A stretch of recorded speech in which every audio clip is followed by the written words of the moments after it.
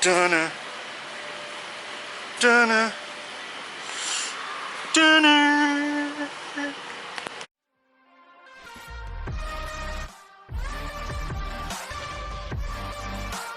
What's up, guys? Welcome back to the channel. As you can see, I'm back at work like always. We're actually in between a couple customers right now while I'm waiting on some parts to get delivered. I'm gonna pull my Toyota in here and do an oil change on it.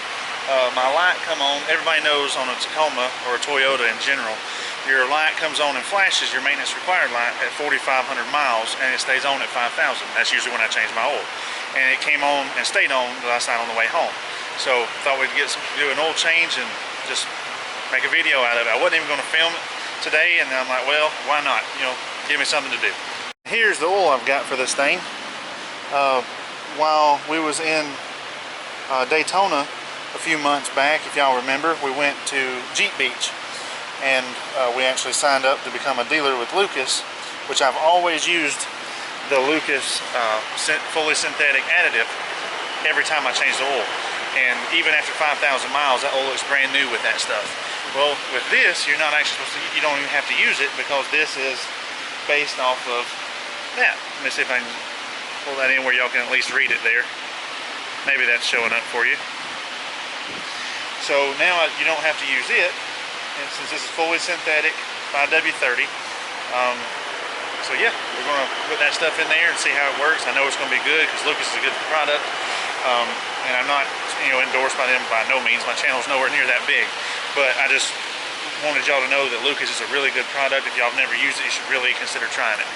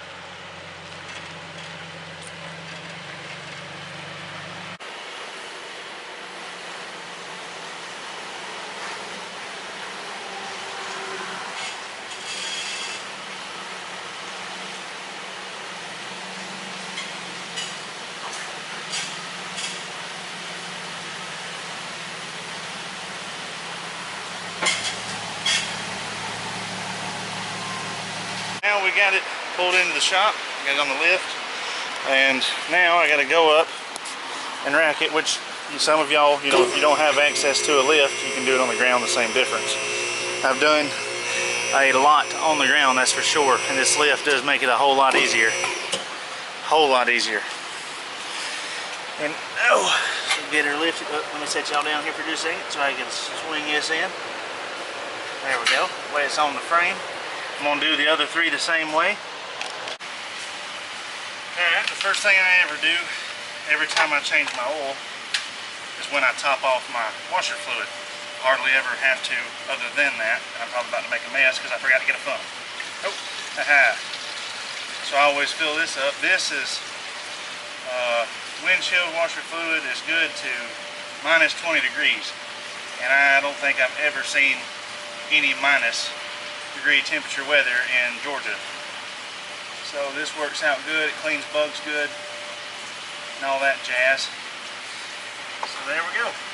Got that topped off. And I have the K&N filter in here, but right before I left for Alaska, maybe like 2 or 3 weeks before then, I took it out and cleaned it. If it wasn't for that, normally every time I do an oil change, I'll take it out and at least make sure it's not dirty, and if it is dirty, I'll clean it. And then that's pretty much it. We're ready to go up. Alright, now we got the washer fluid topped off. I've got the truck up on the lift. We've got the lift touching the frame. Now we're going to go up and get under and get started.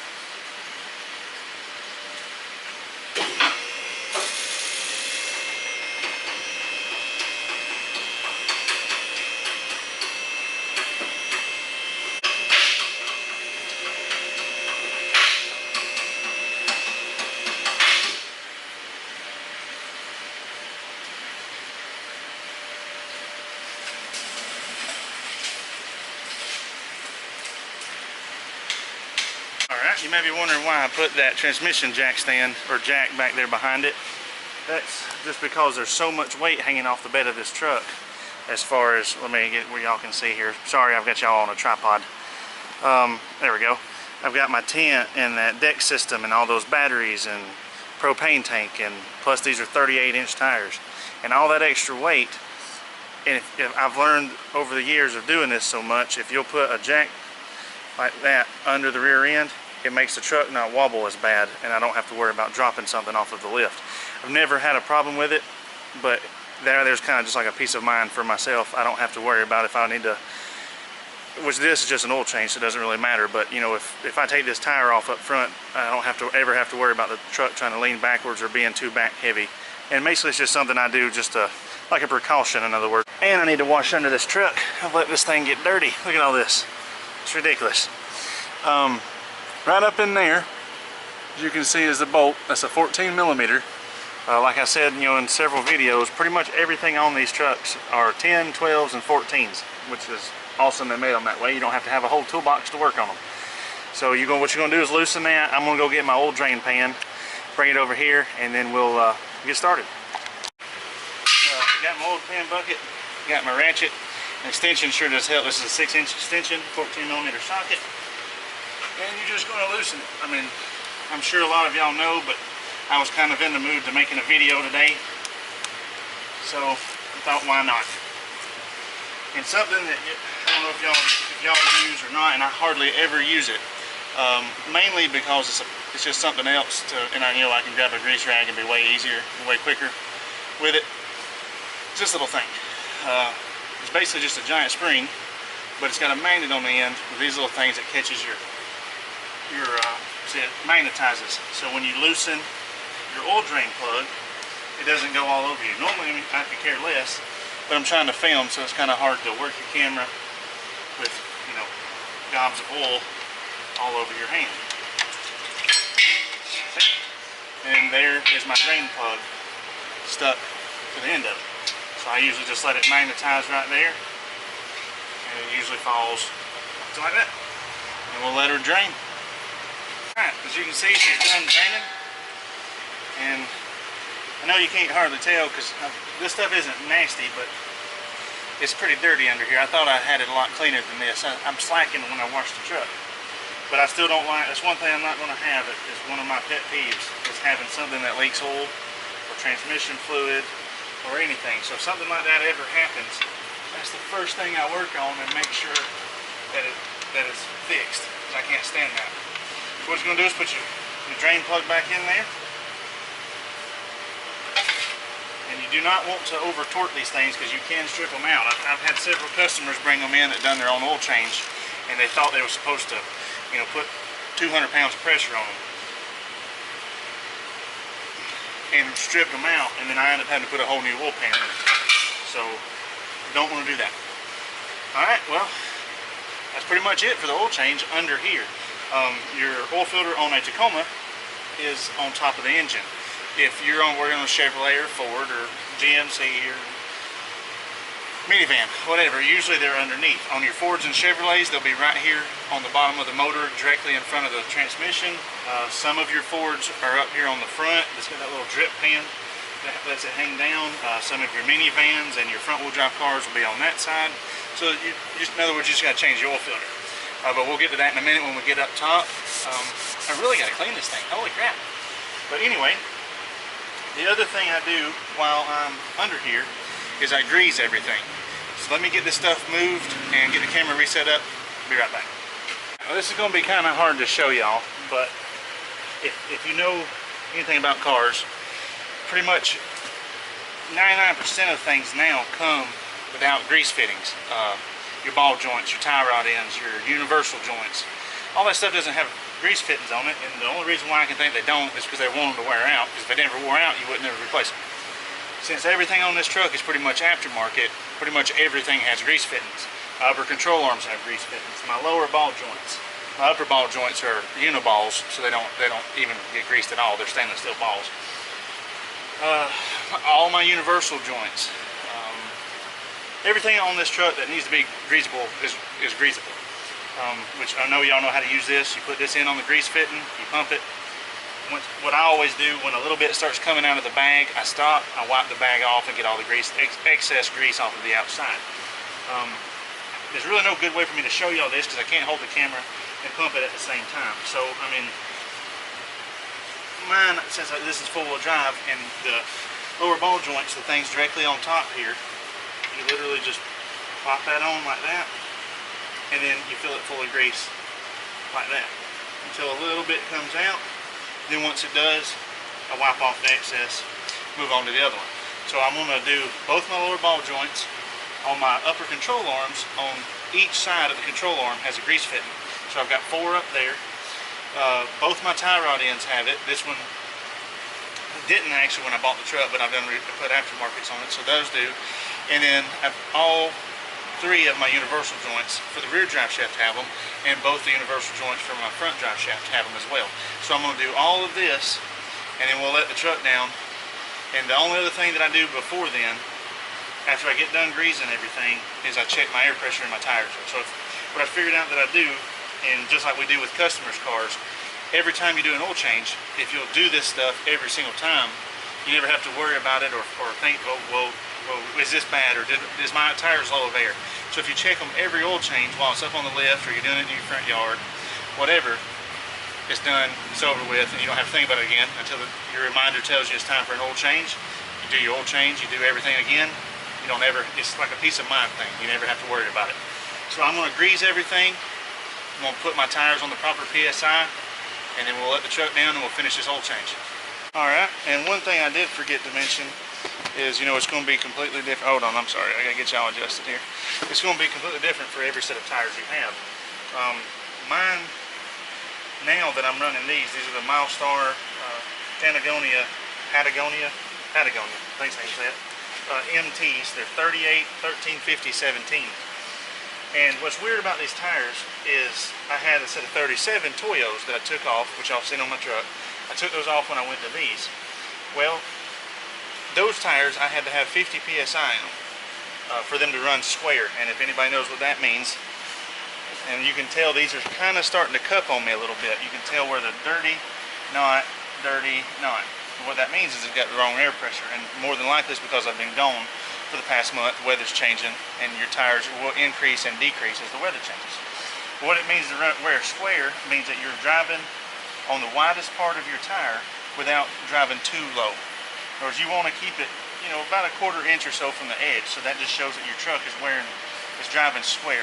The tire is wearing square. And if it ever starts to cup, that means it's low, which these are, and I've driven for the past, you know, week or so, and I should have done this when I got home. I was just being lazy. But with these tires, as weird as this is, let me slide y'all back around here so y'all can see this. As weird as these big old things are, I can only put 26 psi in them. Anything over that, the center is the only thing that rubs the ground and not the edges. So just make sure you check on that. Alright, now we got my oil drain. We've got lower ball joints, upper ball joints, or upper tie rods, I'm sorry. The drive shaft, the rear drive shaft, and all the tires are put on the proper area. So now let's go down.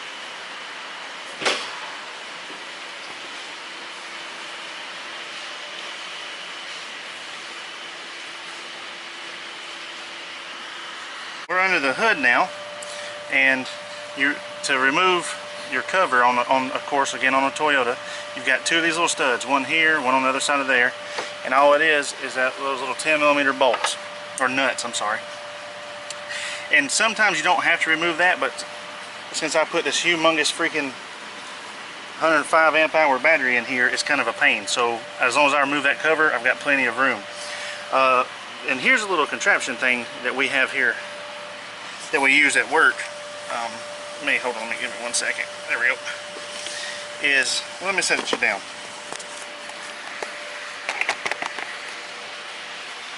It works like this. It opens up, you put it around your oil filter, and then when you tighten the oil filter to loosen it, then tighten and pinch it to take them off. They're a lot more, easy and a lot more efficient as far as taking stuff off than the normal cap oil filter wrenches. As you can see where It pinches it there, and it's loose now. And then on these, it's got that little, well, that's not really showing up much. Anyway, it's got a little thing right there that traps the oil. Simple rag takes care of that. Tuck that down in there, and that way it doesn't make a mess all over your engine and your frame. And again, I do not like that one bit, so that's why I try to keep everything nice and clean. Just like that right there, and then simply spin the oil filter off. And that's it. Then I'll show you how to put the new one on. You see how clean I got it? And then what you're going to want to do with your new one, let's see if I can show you all this here, because I don't really have a short tripod here with me. Take your new filter. What you want to do is get a little bit of your old oil. Wipe it on the O-ring. What that does is moisten up the O-ring, so then when it gets heat on it, it will swell up and seal. Clean my hand here. See if I can show you all this. Sorry again, I gotta remember to put my small tripod in my truck. And then you're just gonna spin her on. Just like that. And then just hand tighten it. Like that right there. And that's it. Here we got our handy dandy fundle. Stick that right down inside there, which is your oil filler neck. And on these on a Tacoma, or on this side, some of them may be a tube with your dipstick in it, or whatever. You know, every vehicle's different. And then let me grab the Lucas here. And again, just to refresh, that's what I'm putting in it. I usually put just normal synthetic oil, and then always put a quart of Lucas engine treatment in it, which is of course fully synthetic. But we got this at such a good deal, I thought I would give it a try and see how I like it. Alright, then you basically, you open your oil, you pour it in there. Make sure you know how much oil your engine takes.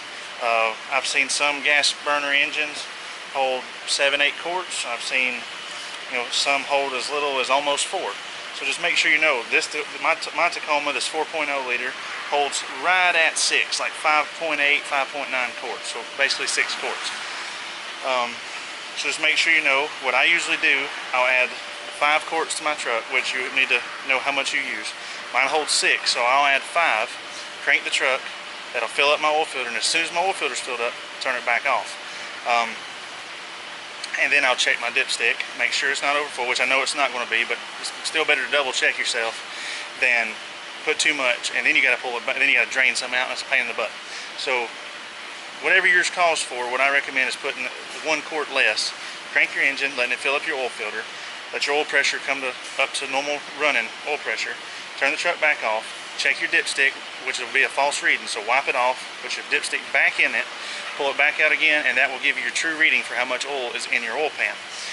Then I always add the last quart, and that's it. It's that simple.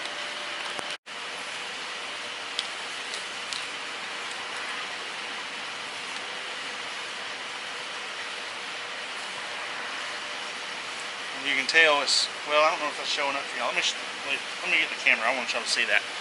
Normal oil is like real gold and kind of thick. Well, oh, sorry about that. I grabbed the camera the wrong way. Fully synthetic is almost like a whitish clear color. And see how, like, kind of not really runny, but like not as thick and oily, almost, basically. Just thought y'all might like to see that.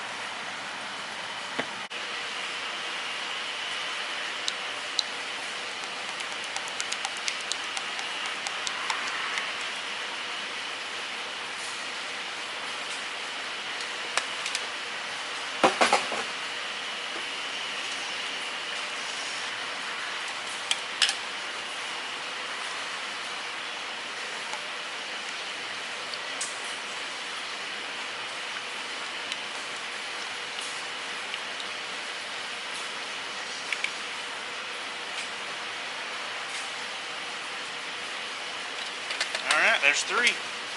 2 more, and then we'll crank it and check and see it. how full it is. Which again, you know, I know exactly what this thing takes, but I'm just doing it to kind of give y'all an idea of how I do it. You know, and everybody can, you know, I know y'all gonna do it your own way. That's perfectly fine. I'm just kind of doing this video to basically just to show how I you know, do a service on my truck. Well, on my truck and basically every customer that comes in here that I do an oil and service on, this is exactly how I do their oil changes. Of course, it's taking a little bit longer, you know, filming versus, you know, if somebody comes in for an oil change, they're usually done in, I'd say 20 minutes at the most. Usually right around 15 I can have one done because I've done so many. But of course, you know, working the camera and stopping and starting and moving everything around, it takes a little bit of time. Alright, well, there's 5 quarts, so I'll let this drain. What I usually do is I have a grease rag, but that one I got completely dirty, so I threw it away. I've got to grab another one. But since I have this little bag here that came off the oil filter, I don't ever let stuff drip in the engine bay. And just to let y'all understand how my brain works, this was in my front pocket. As soon as I just said that, this was in my front pocket. Alright, well, let me put the lid on it. You want to make sure you put your cap back on your filler neck. That way it doesn't blow little specks of oil everywhere. Again, just the way I am. Alright, let's crank it.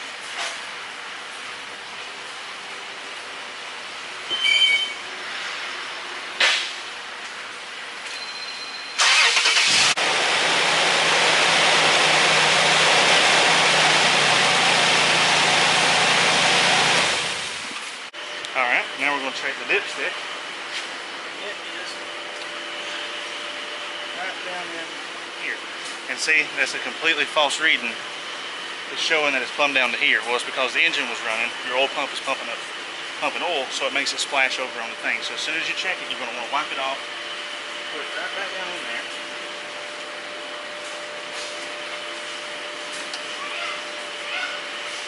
And then come right back.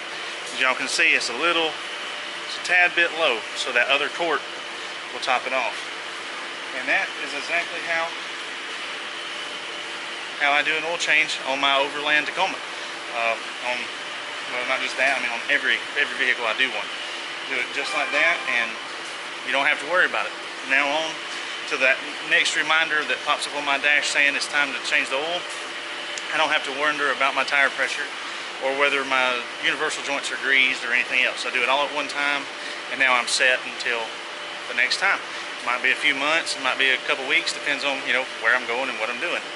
Of course, if you're on the road more and you're, you know, I've usually put 5,000 miles about every 6 to 8 months, usually, if that, as long as we don't go on a trip. Now you, of course, if you're driving, you know, 5,000 miles in a month, then, you know, it probably wouldn't hurt to check your tire pressure every now and then, or climb under it and do a grease every now and then. But me, I don't really drive that much, honestly, and I'm in the process of trying to decide if I'm going to buying another vehicle to stop driving this one every day. Quit putting miles on it. It don't have many miles. It's only got 140,000 miles on it. It only had 76 when I bought it. I've drove it to Oregon and back twice. We went to Daytona. I've been to way below Daytona twice.